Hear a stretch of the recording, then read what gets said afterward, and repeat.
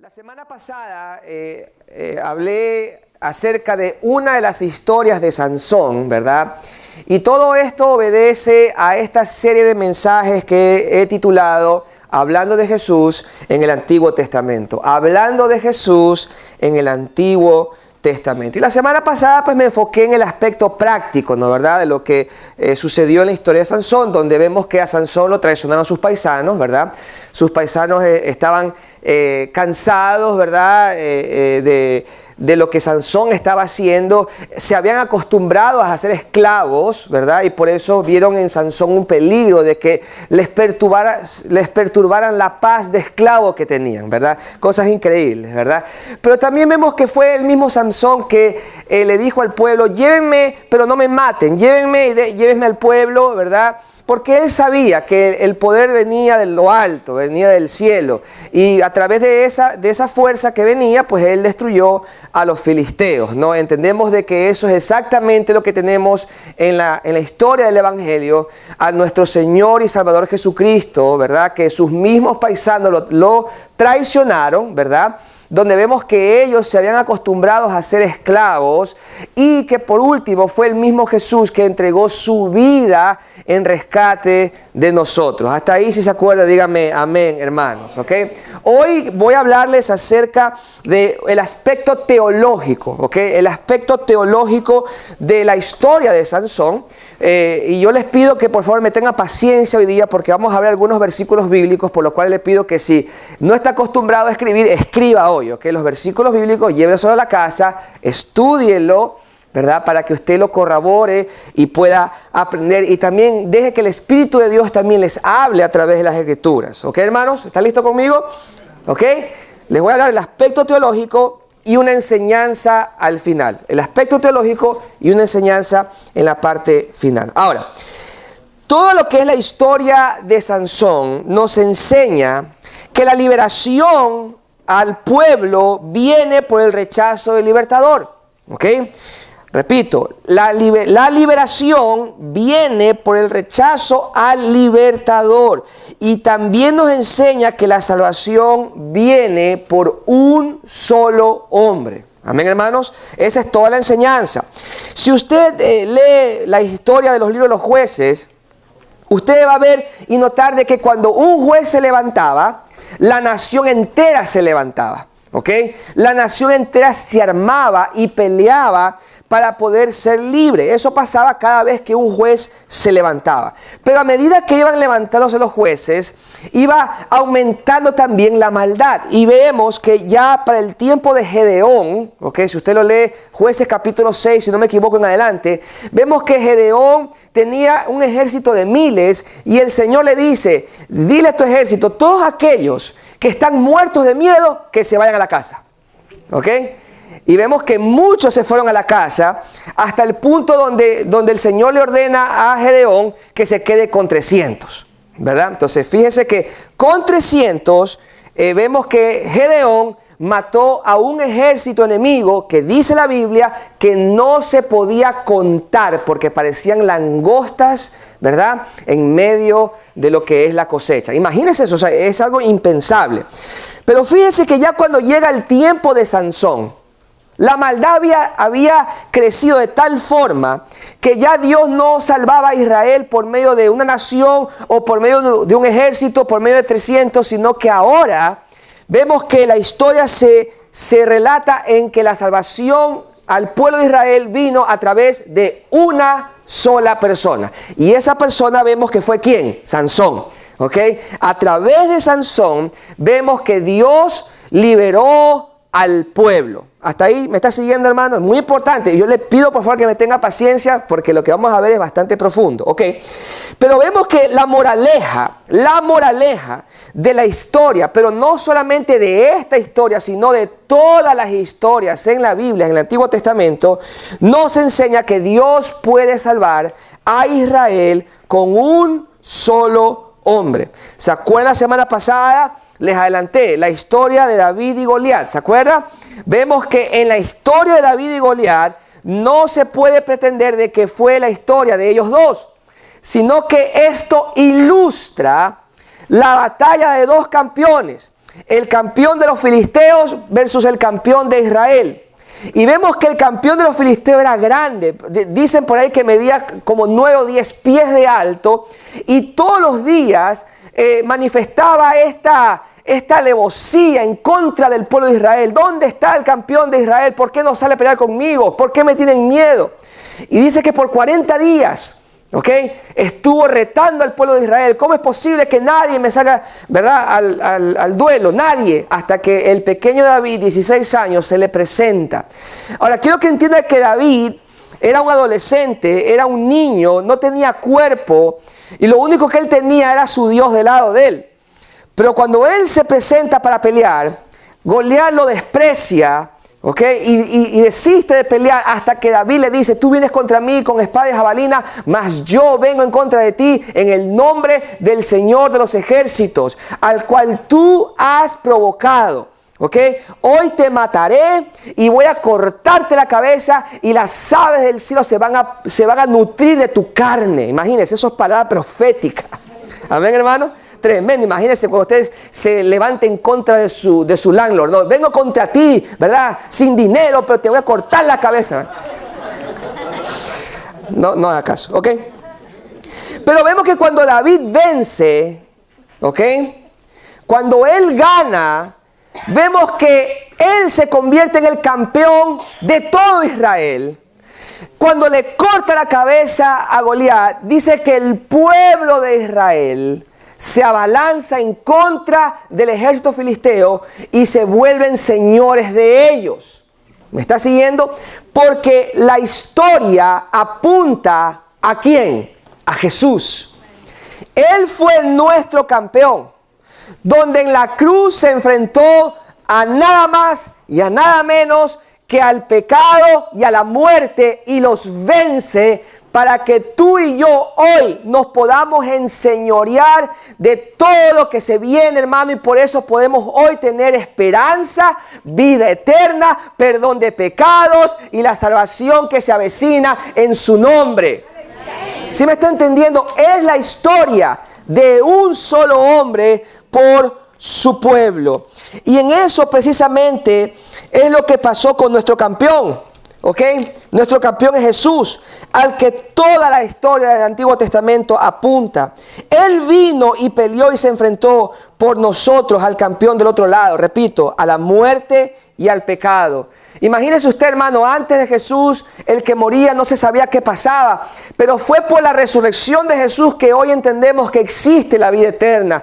Si Jesús no hubiese resucitado, no supiéramos, hermano, qué acontecería, qué pasaría en el futuro, pero es a través de su resurrección que entendemos que hay vida eterna, que hay perdón de pecados, amén, hermanos, y por eso hay redención. Pero ahora, dos cosas que tenemos que aprender acerca de esta teología, de lo que Jesús tuvo que pelear, Dos cositas.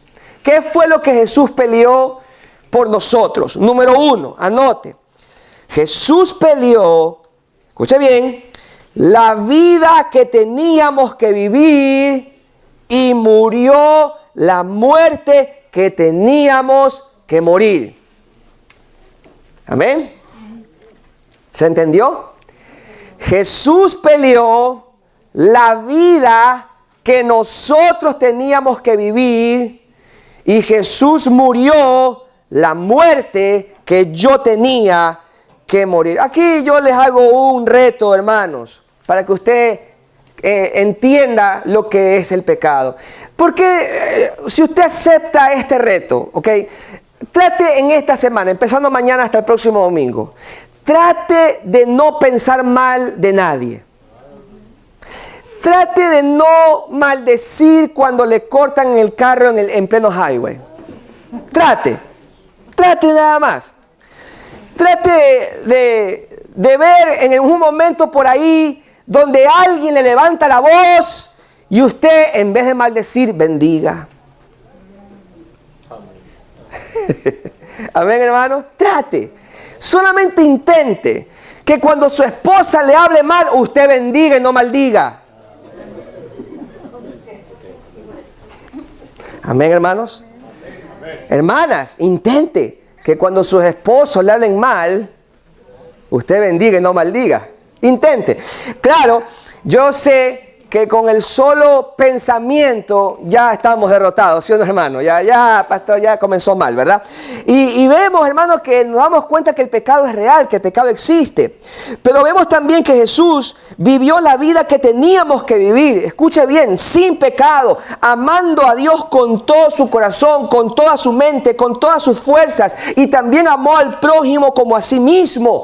Él lo pudo hacer, yo no, pero Él sí. Pero también vemos que cuando Él murió la muerte que nosotros teníamos que morir. Y si podemos apreciar, hermanos, Él murió como nuestro campeón, así como Sansón y así como David. Y esto nos enseña, hermanos, que cuando Él resucitó, Él no rompió con las cadenas de las manos que tenía Sansón, sino que Él rompió las cadenas del pecado y la muerte. Él las quebró para que tú y yo no estemos más sometidos a lo que antes no podíamos cambiar. Hay cosas que naturalmente nosotros no podemos.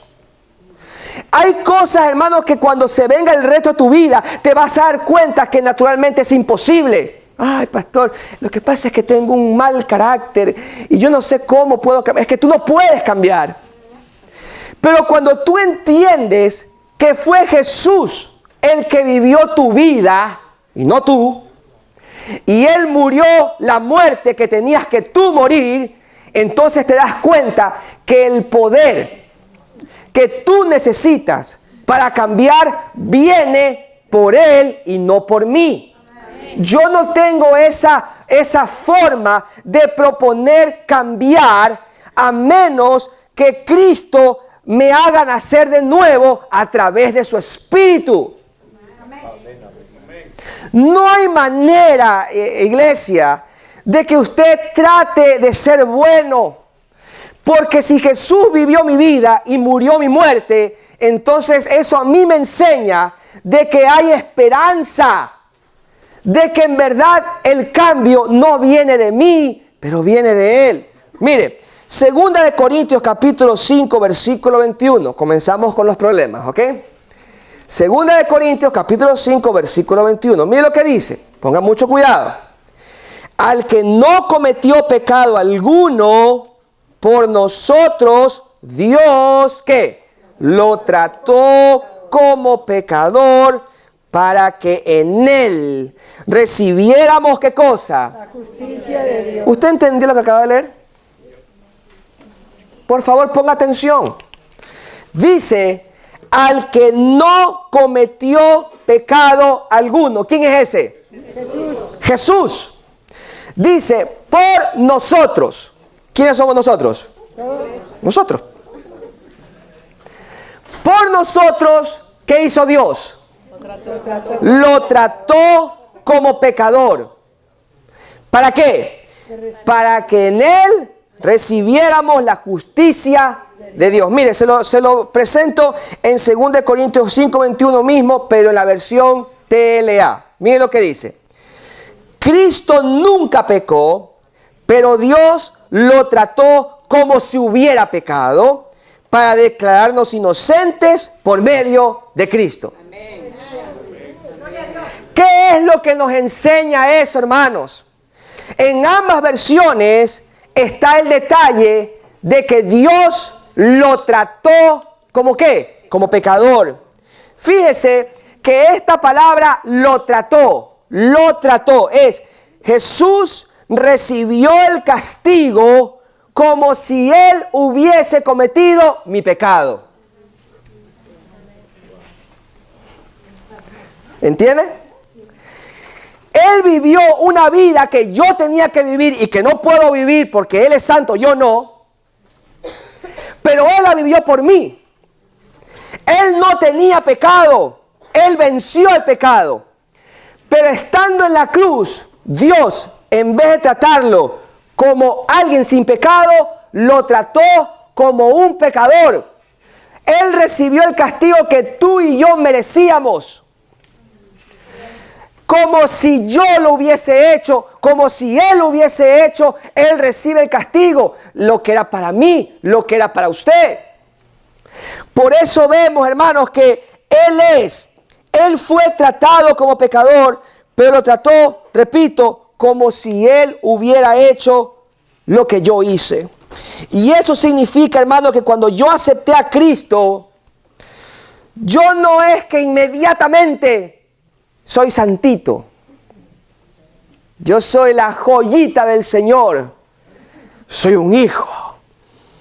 Soy un embajador, como dicen algunos, ¿verdad? Pero vemos que Dios me trata a mí como si yo hubiese peleado esas batallas y como si yo hubiese vivido la vida que Jesús vivió y la muerte que Jesús tomó. La victoria que mi campeón hizo ahora es mi victoria. ¿Ok? Lo que eso significa es, hermano, que cuando Dios me trata a mí, cuando Dios lo trata a usted, es como Dios debería tratar a Jesús. Pero fíjese, usted no ha vivido la vida que vivió Jesús, pero Él la vivió por usted. Por eso es de que somos bendecidos.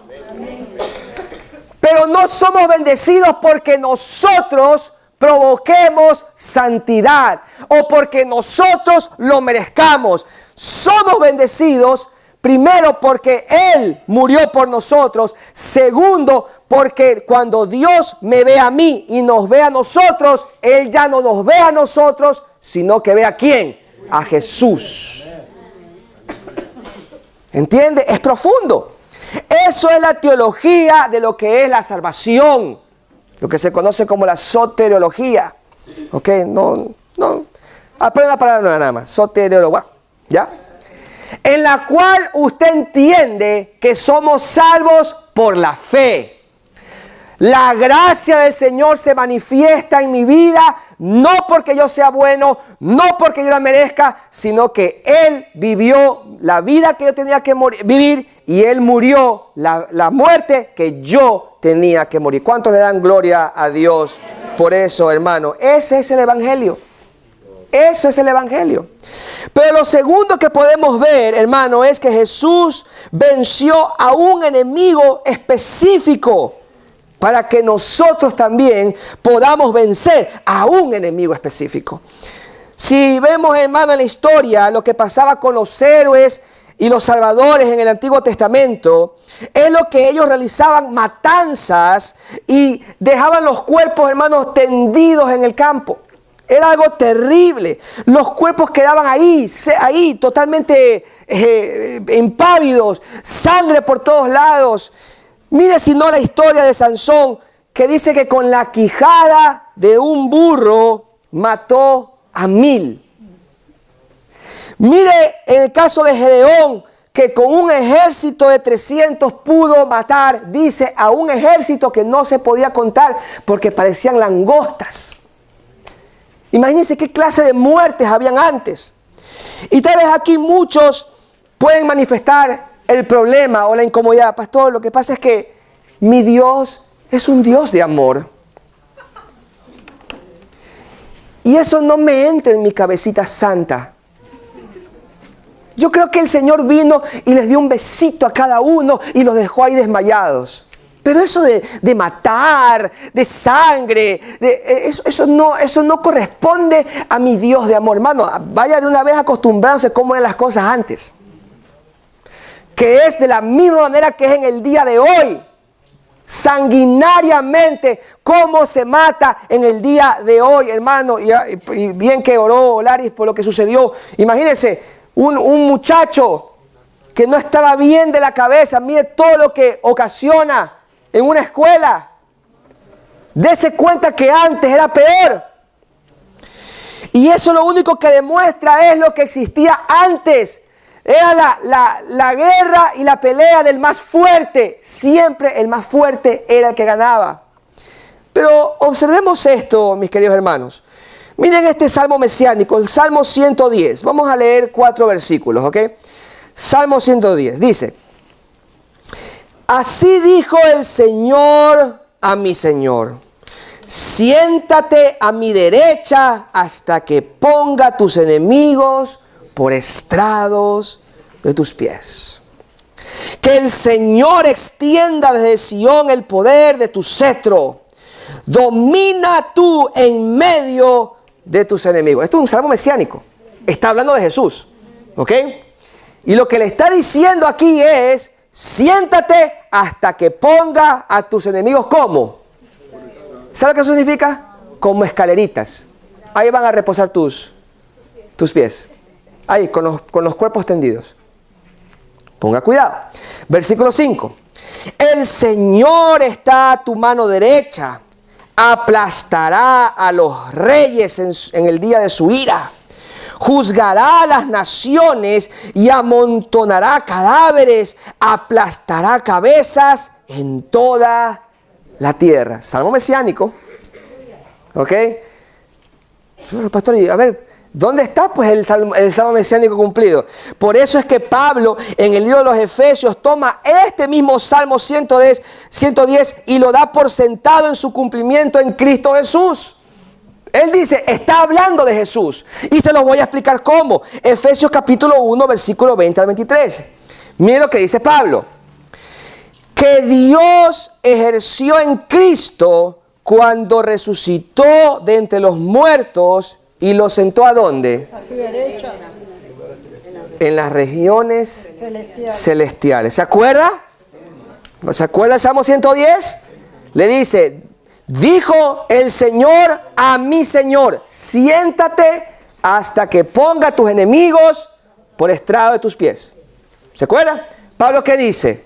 Ese Jesús, cuando resucitó de entre los muertos, ¿qué hizo Dios? Lo sentó. ¿A dónde? A la derecha, en las regiones celestiales. Versículo 21. Muy por encima de todo gobierno y autoridad, poder y dominio, y de cualquier otro nombre que se invoque, no solo en este mundo, sino también en el venidero. Dios sometió todas las cosas al dominio de Cristo y se lo dio como ¿qué? Cabeza de todo a la iglesia. ¿Y qué era la iglesia? Sigue leyendo. Esta es que su cuerpo es la plenitud de aquel que lo llena todo por completo. Entonces, vamos a reconciliar los versículos. Dice que el Mesías tenía que sentarse en el cetro a la derecha del Padre para que ponga a sus enemigos por estrado de sus pies, ¿cierto? Como se trataba en el Antiguo Testamento. Pero entonces, ¿cómo se cumple en el Nuevo Testamento? Léalo otra vez. Mire, en el Antiguo Testamento, los héroes llenaban la tierra de cadáveres, pero en el Nuevo Testamento, el Señor llena con cuerpos lo que hoy es ¿qué? Su iglesia. Amén. El juicio que Dios vino a traer no fue para humillar, ni maltratar, ni despreciar lo que antes se hacía como algo normal, sino que Él vino primero débil, vulnerable. ¿Para qué? Para que en vez de tener cuerpos muertos que no lo pueden adorar, ahora esos mismos cuerpos lo adoran y se añaden vez tras vez. ¡Aleluya! Antes en el Antiguo Testamento, se lo pongo en criollo, se pateaban las cabezas para que vean más fuertes. En el Nuevo Testamento vemos que Él es la cabeza. Y como cabeza, como autoridad, Él llena, complementa y gana los cuerpos para que cada vez que en el nombre de Jesús una persona ponga su fe, se va añadiendo, y esa cabeza se va complementando con su cuerpo, día tras día, semana tras semana, año tras año, para que entienda que como nuestro héroe venció a la muerte y al pecado con la espada de su gracia, en vez de dejarnos destruidos como en la vieja forma, nos reconcilia para siempre con Dios. Porque saben teológicamente quiénes por naturaleza eran enemigos de Dios. Entonces, ¿cómo? Nosotros. éramos enemigos de Dios. Es lo que dice el apóstol Pablo. Por naturaleza éramos ¿qué? Enemigos de Dios. Pero por eso Cristo vino ¿a qué? A reconciliar al mundo con Dios. Amén. ¿Se da cuenta? Por eso vemos que en su explicación, en su exégesis de lo que es la reconciliación de los versos, vemos que el Señor se convierte en cabeza y nosotros nos convertimos ¿en qué? En su cuerpo. Somos su cuerpo y nos vamos añadiendo cada día. Por eso vemos que tenemos que vencer como Sansón. Tenemos que matar. A ver, me explico de nuevo. No tenemos que ver que como Sansón nosotros tenemos que vencer, porque si te lo propones lo vas a alcanzar, porque si tú haces lo bueno Dios te va a la victoria. No, mi hermano, sino que es todo lo opuesto. Porque si por naturaleza yo era enemigo de Dios, fue por alguien más que me reconcilia con Dios, para que en vez de ser enemigo eterno, hoy seamos ¿qué? Amigos eternos de Dios. Amén, hermanos. Por eso les decía la semana pasada, hermanos, que cuando malentendemos las historias bíblicas en el Antiguo Testamento, nosotros tendemos a pensar que así como Sansón tenemos que vencer a nuestros enemigos. Que así como el rey David, ¿verdad?, se enfrentó a los gigantes. ¿Qué se nos ha enseñado? Enfréntate a tus gigantes. Tú puedes. Dios está contigo. Y no entendemos que la historia no se trata de ti. La historia no se trata de Sansón,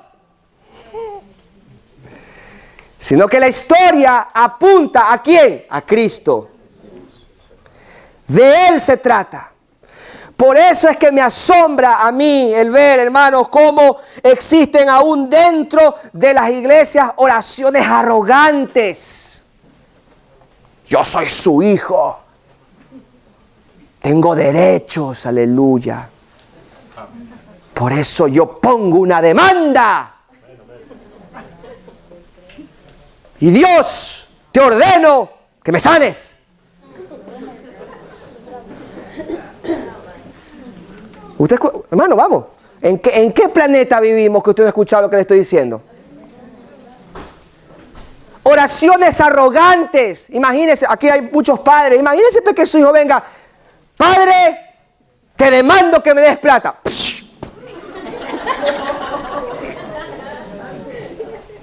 ¿Sí o no, hermanos? Te demando que me des el carro. Ya tengo 13 años.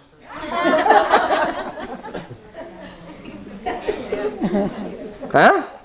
¿Tiene sentido? ¿Verdad que no? Pero así transformamos las historias bíblicas y pensamos que esto se trata de nosotros. Por eso vienen oraciones arrogantes, yo soy embajador de Cristo. Por eso, cuidado con el embajador. ¿Acaso te están dando un título de honor o te están diciendo que tú eres embajador para que hables lo que tu Señor te dice, lo que tienes que hacer? Ningún embajador habla por sí mismo. Ningún embajador tiene el poder de hablar cosas en opinión propia. Todo embajador habla en representación de su presidente. Y el Señor nos ha dado el título a nosotros de embajadores para hacer lo que Él nos ordena que nosotros hagamos. Él nos ha hecho embajadores de Cristo. Y lo que significa es que el Señor está reconciliando al mundo con Dios.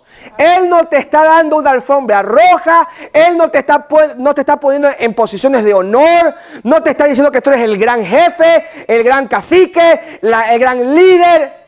Te está diciendo que tú ahora eres un embajador y vas a hacer lo que el Señor te dice que tú hagas y vas a ir donde el Señor te dice que tú tienes que ir. ¿Cuántos dicen amén a eso?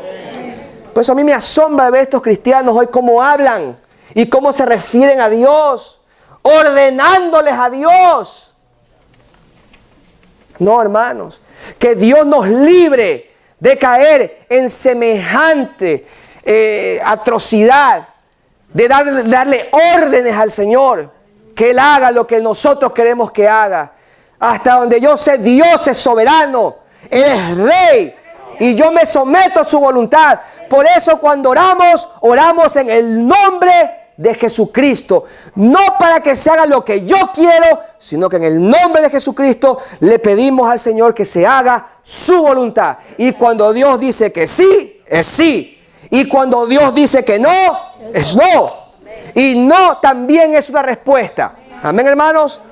Por eso vemos en Juan capítulo 8, versículo 36, para entender esto, el Señor, cuando se enfrenta a Pilatos, Pilatos comienza a agrandarse. Imagínense, se le agranda al hacedor del mundo y le dice, ¿tú no ves que yo te puedo dejar libre? Y el Señor, ¿qué le dice? Tú no tienes poder sobre mí que no se te haya dado en el cielo.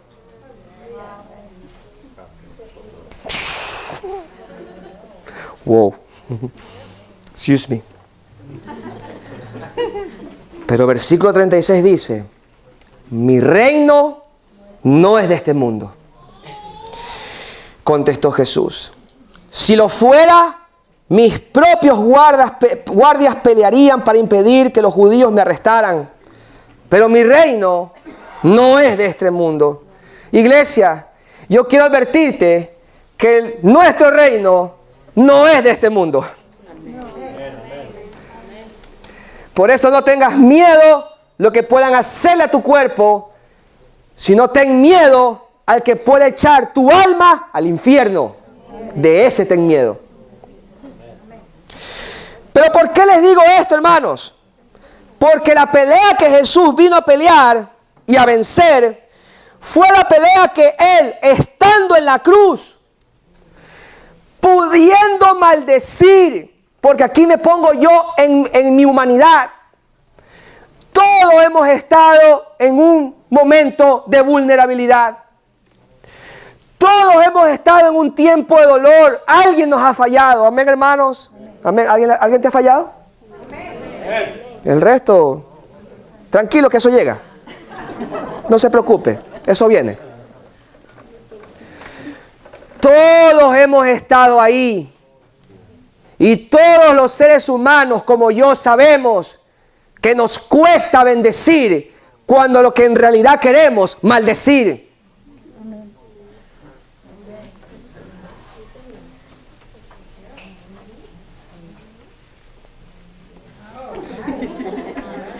No, pastor, yo oro por mis enemigos. Yeah, right.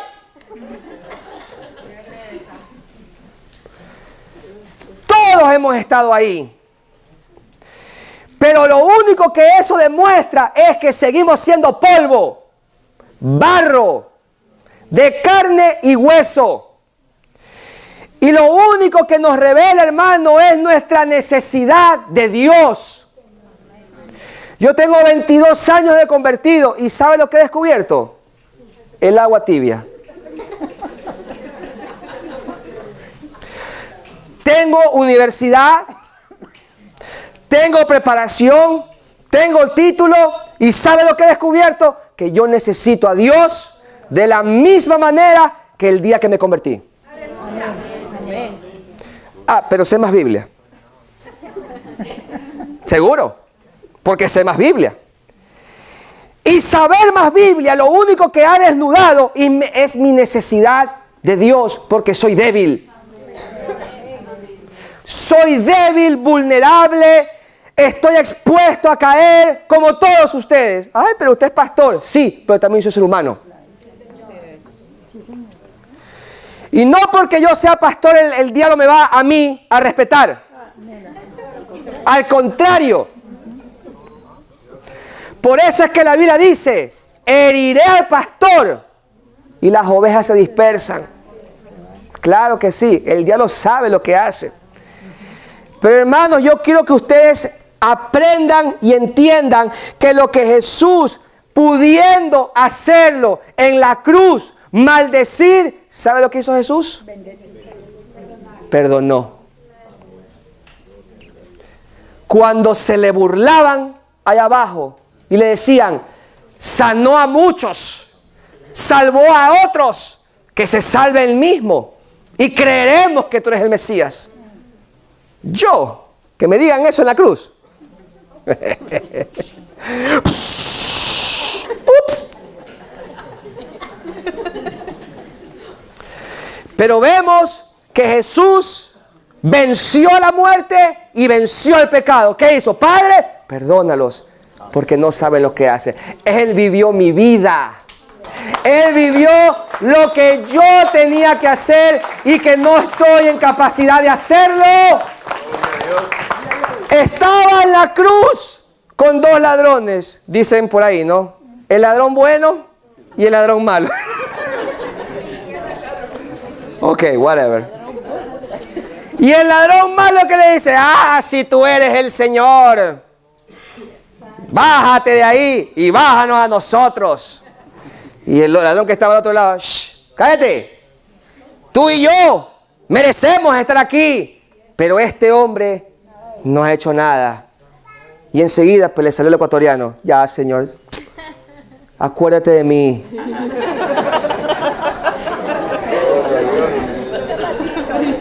Acuérdate de mí cuando llegues al paraíso. Por favor, mira que te defendí. ¿Y qué le dijo el Señor?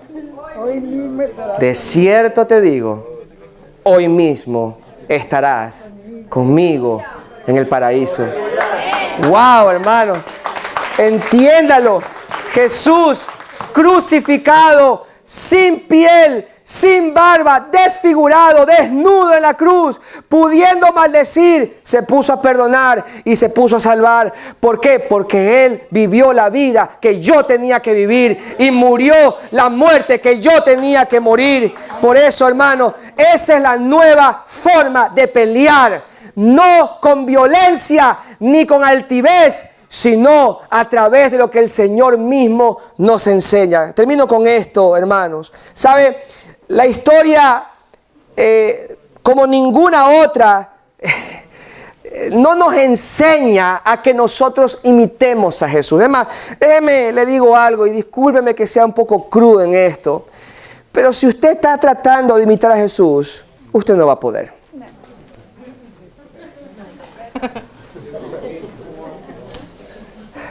No va a poder. No, pastor, pero si Jesús es mi ejemplo, sí, pero Él no vino para que sea tu ejemplo. Él no vino para que sea tu admiración. Él vino para que mueras y nazcas de nuevo.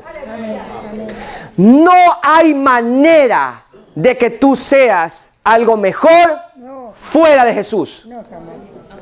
Por eso es de que tienes que nacer de nuevo. Y para nacer de nuevo tienes que morir. Y no estoy diciendo ahora que se mate, que se suicide. Estoy hablando de que usted muera a usted mismo. Que usted reconozca sus incapacidades. Que usted entienda, hermano, que la Biblia no te enseña que tú imites a Jesús. La Biblia nos empuja a que tomemos una decisión.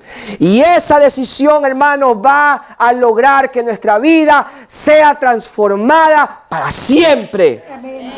Por eso es el mirar a Jesús, el confiar en lo que Él hizo, no transforma, pero escuche bien, de adentro para afuera.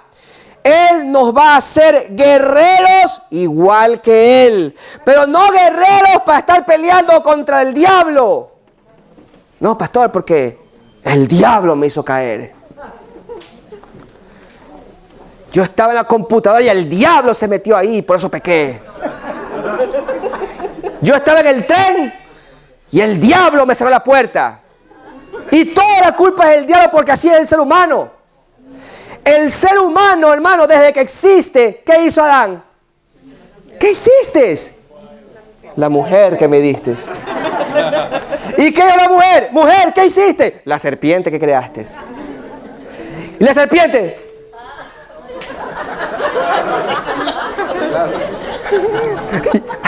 ¿Y a quién le echa la culpa a la serpiente? ¿Sabe lo que nos enseña eso, hermano? Lo irresponsable que somos. ¿Cuándo va a ser el día que la iglesia, yo no digo ustedes solamente, estoy hablando de toda la iglesia del Señor, ya tome responsabilidad de sus propias decisiones? El diablo. Me acuerdo que estábamos en la universidad en Florida y yo era el único pentecostal, ¿no? Y lo digo de gracia porque yo soy muy orgulloso pentecostal. Y nos fuimos a comer porque teníamos hambre. Y usted sabe que un pentecostal hispano come. Y me acuerdo que llegamos tarde. Y llegamos, vamos a llegar tarde, no, ya van 10 minutos, ¿qué vamos a decir? ¿Y a quién le echamos la culpa? Y todos miraban a mí. Y yo, como no tenía confianza todavía, yo decía, no, digámosle la verdad al profesor. Preocupado, ya no eran 10, eran 15 minutos. Y ahora, éramos 5. ¿Y a quién le echamos la culpa? Dije, bueno, echemos la culpa al diablo, porque vamos a hacer el diablo no es llegar tarde. Profesor, el diablo. O sea, para que usted se dé cuenta el nivel, ¿no? De que no llegamos tarde por culpa del diablo, sino que tenemos que aprender a tomar responsabilidad de nuestros actos. Si tú pecaste, no le eches la culpa al diablo. Tú quisiste pecar.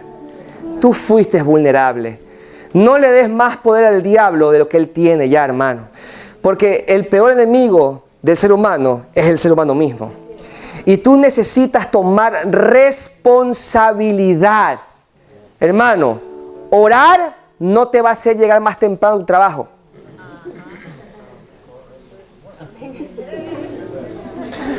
Orar no te va a hacer más responsable con tu dinero.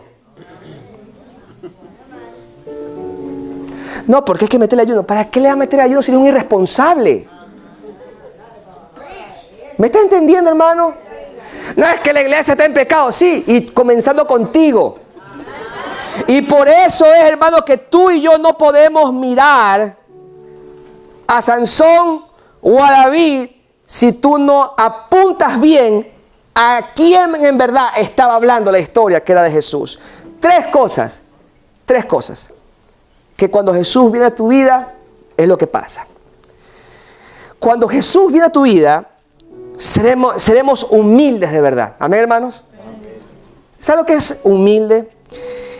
Hermano, no puede ser que le pidas a Dios que te cambie o que te use solo porque tú estás haciendo tus tareas cristianas. Bueno, pastor, todos los domingos a la iglesia, yo sirvo, yo diezmo, yo hago todos mis duties, yo lo hago. Si tú piensas así, tú todavía no conoces a Jesús. ¿Ok? Porque no captaste la idea.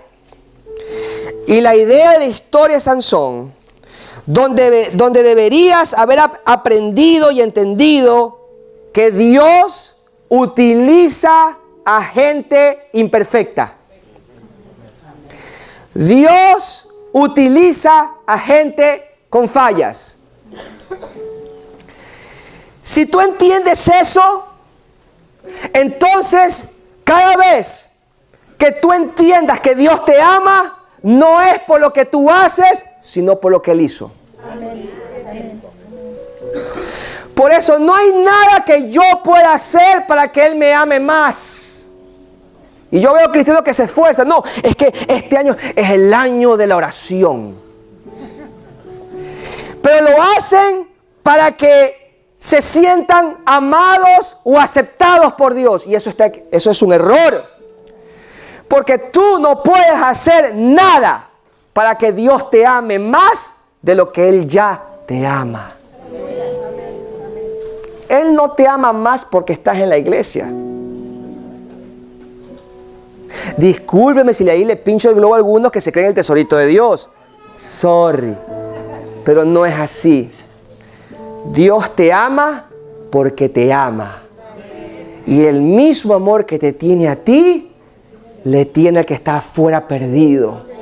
Lo ama tanto, desesperadamente, con locura, esperando de que Él vuelva a casa. ¿Me está entendiendo, hermanos? Por eso es de que el que tú hagas cosas para que el Señor te ame, eso es una falacia, eso no existe, es incoherente, no tiene pie ni tiene cabeza. Pero tampoco puede decir, bueno, si Dios me ama tanto, entonces voy a ser como Sansón. Me voy a acostar con cuanta mujer yo quiera, como quien me va a usar. Quien diga eso está más perdido todavía. Ya le voy a explicar por qué, hermanos. Porque tú y yo tenemos que admitir nuestra falta de virtud y poner nuestra confianza en aquel que la tiene. Yo no tengo ninguna habilidad para estar aquí parado. Yo no tengo ninguna virtud que me ayude a mí a hacer lo que tengo que hacer. No puedo. No puedo. ¿Alguien te ha fallado? ¿Te es difícil perdonar, sí o no, hermanos? Claro que sí. Pero ahí tienes que reconocer, yo no puedo, pero no tienes excusa, Él sí lo pudo hacer. Sí, pero Él es Dios, yo no. Sí, pero Él vivió tu vida. Y Él murió tu muerte. Por eso hoy, esto no se trata de que yo soy imperfecto y Dios es perfecto, sino que sí, yo soy imperfecto, pero a través del poder que tiene el Espíritu Santo, hoy yo puedo tomar decisiones que pueden cambiar el curso de mi vida para siempre. Les explico esto rápido. Romanos 4, 4 y 5 dice, ahora bien, cuando alguien trabaja, no se le toma en cuenta el salario como favor, sino como una deuda. Sin embargo, el que no trabaja, sino que cree en el que justifica al malvado, se le toma en cuenta la fe como justicia. ¿Usted entendió eso? Gracias por su honestidad. En la mañana pasó lo mismo. Entienda esto. Si usted trabaja una semana, usted no va al jefe y le dice, jefe, por favor, págueme. ¿Verdad? No. ¿Por qué? Porque usted trabajó. Entonces, como trabajó, eso no es deuda. Eso no es prestado, sino que es deuda. Te lo deben, te lo mereces, porque tú lo trabajaste. Pero digamos que tú no trabajaste esa semana, te enfermaste. Y el jefe sabe que no tienes papeles. Pero él decide pagarte la semana. ¿Cómo te sentirías? Ya, jefecito, lo máximo. Le lavo los platos, le lavo al niño, lo que sea, ¿verdad? ¿Por qué? Porque tú no trabajaste esa semana más, sin embargo te la pagaron. Y de eso está hablando el apóstol Pablo. Todo aquel que cree que puede trabajar por su salvación, entonces le exige a Dios que haga lo que Él ha trabajado que haga. Y por eso usted va a ver cristianos que están defraudados en el día de hoy, porque todo lo que oró, todo lo que vino a la iglesia, todo lo que diezmó, en vez de irle bien, le va peor. ¿Y qué dice? No, ya, ¿para qué voy a ir? Oro, ayuno, participo en los diezmos, voy a la iglesia y mira, todo me salió mal. Claro, porque lo hacías para cobrárselo a Dios. ¿Te das cuenta? Pero cuando un pecador entiende esto, hermanos, y sabe que no tiene la capacidad de salvarse, mas sin embargo tienes a un campeón que en la cruz vivió tu vida y murió tu muerte, en ese momento tú dices, Dios, gracias, porque yo no merezco esto.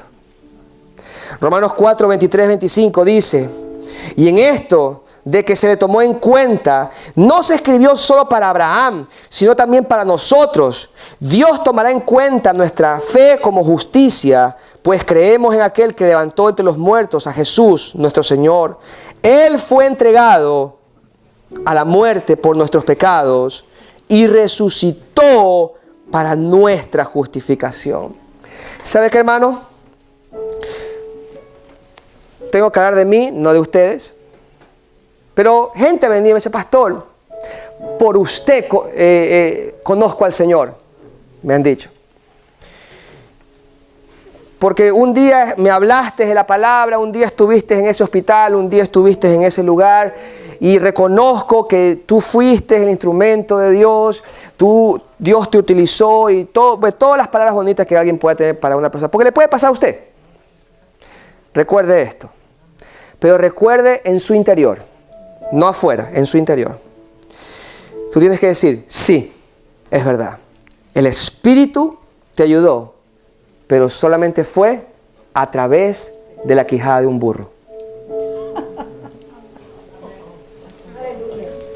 ¿Entendió? ¿Qué soy yo?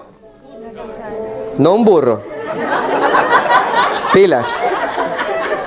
Te vas a meter con mi esposa, ¿eh? Yo soy la quijada de un burro en las manos del Señor. Usted es la quijada de un burro en las manos del Señor.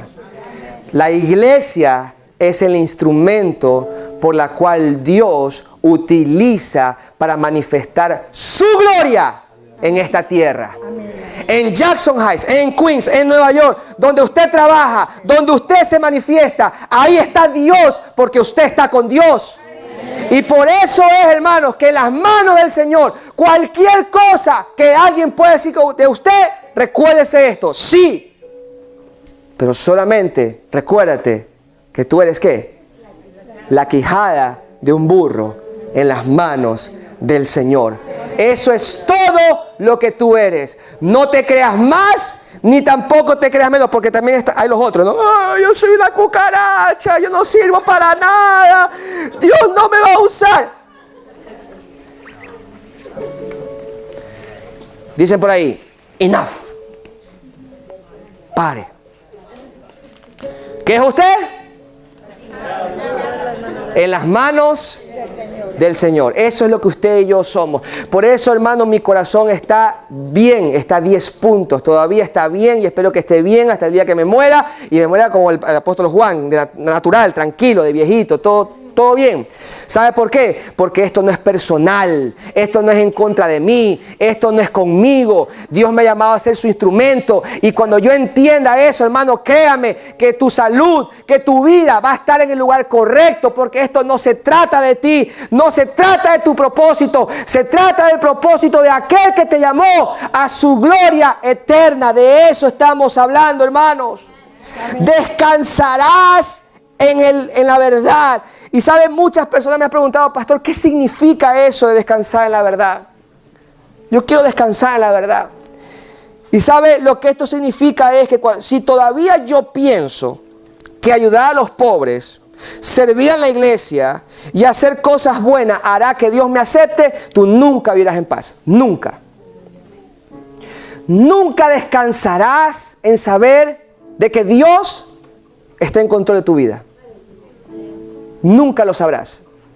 Porque mientras te esfuerces en hacer cosas para merecer cosas, vivirás infeliz. Y por último, venceremos a nuestro real enemigo, sabiendo esta verdad. ¿Sabe?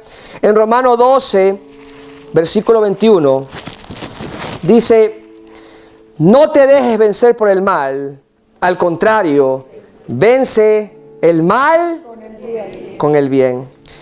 Y estas palabras son militares, porque dicen no te dejes vencer, sino vence. Y si usted quiere entender eso, léase los versículos de 9 al 20 en su casa, ¿verdad? Porque así como en el Antiguo Testamento, hermanos, nuestros verdaderos enemigos son aquellas cosas que nosotros nos estamos enfrentando. Tu enemigo no es la persona que está al lado tuyo. ¿Ok? Tu enemigo es tu falta de perdón. Tu enemigo son tus resentimientos. Tu enemigo es tu forma de pensar. Fíjate, si alguien te hizo mal, usualmente en lo externo no decimos nada, ¿verdad? Porque o nos da miedo de que nos rechacen, o nos da miedo de que lo matemos.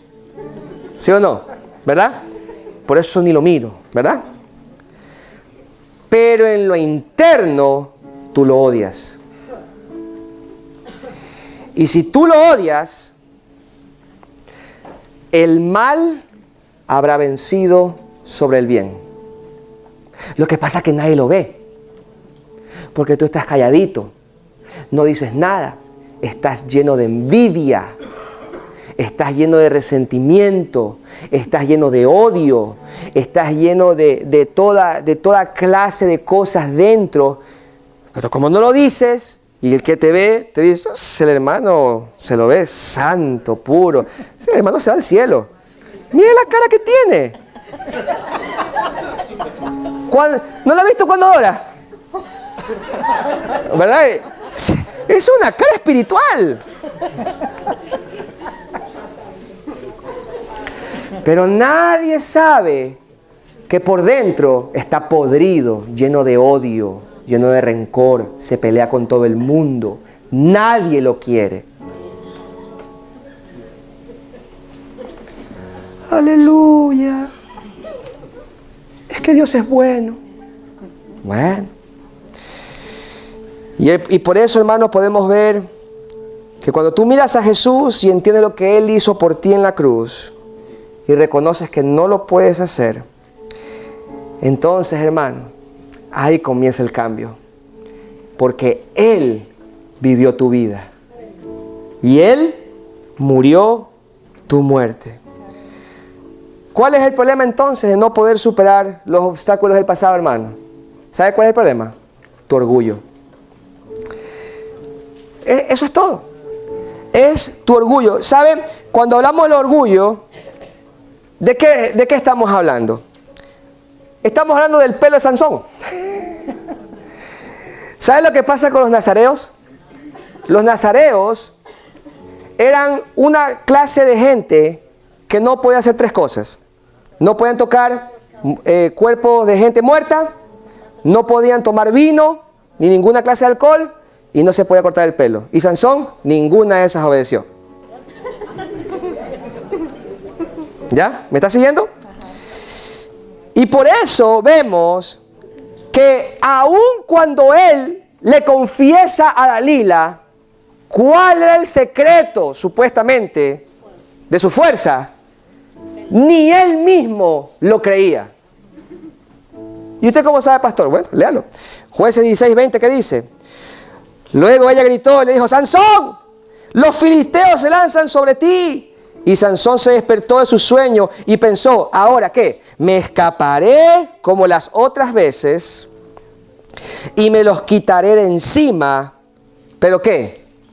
No sabía que el Señor lo había abandonado. Pero no sabía que el Señor lo había abandonado. Nótese, la historia no dice, y Sansón no se dio cuenta que no tenía pelo. ¿De qué no se dio cuenta Sansón? Que el Señor lo había abandonado. Y fíjese, hermanos, y se lo digo con todo el respeto del mundo, esto es lo que pasa si usted persiste en el pecado. ¿Ok? Esto es precisamente lo que ocurre cuando alguien no quiere arrepentirse. Es esto. Ojo, no estoy hablando de que pierda la salvación, no estamos hablando de eso. Estamos hablando de que Sansón no se dio cuenta de que Dios lo abandona porque Dios era la fuente de sus fuerzas. Sino que él dijo, bueno, yo toco a muertos y no me pasa nada. Bueno, yo chupo porque no me pasa nada, ¿verdad? Él era chupete, le gustaba, ¿verdad? Y se casaba cada rato. Y las fiestas antes, hermano, eran de semanas. Y le gustaba, ¿verdad? Y no le pasaba nada. Entonces eso que le corten el pelo. Sansón, los filisteos sobre ti. Como Spider-Man, ¿verdad? Pero no se dio cuenta. ¿Qué cosa? Que el Señor lo había abandonado. Hermano, entienda bien esto. que tal como el Padre ama a su Hijo, ¿qué hace cuando se porta mal? Lo reprende. Lo disciplina, lo reprende. Y eso es exactamente lo que todo cristiano debe de entender. Que si tú persistes en el pecado, no es por el diablo, sino por tu orgullo.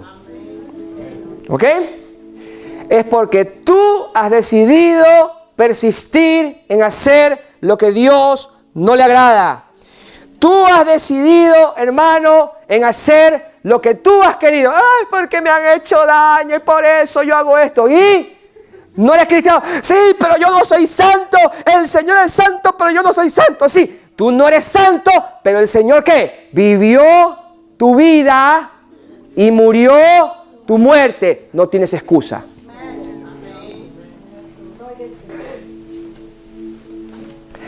Y por eso, hermanos, le hablé del cabello, porque cuando a Sansón lo agarran, le sacan los ojos y se lo llevan preso.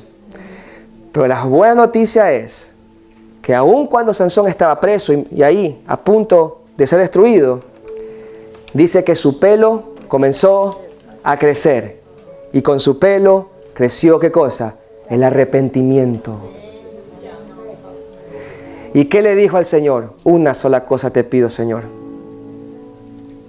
Devuélveme las fuerzas para que ahora los tengo a toditos en el mismo cuarto. Pero ellos van a morir conmigo adentro. ¿Se da cuenta, hermanos? Ahí se cumple lo que Pablo dice.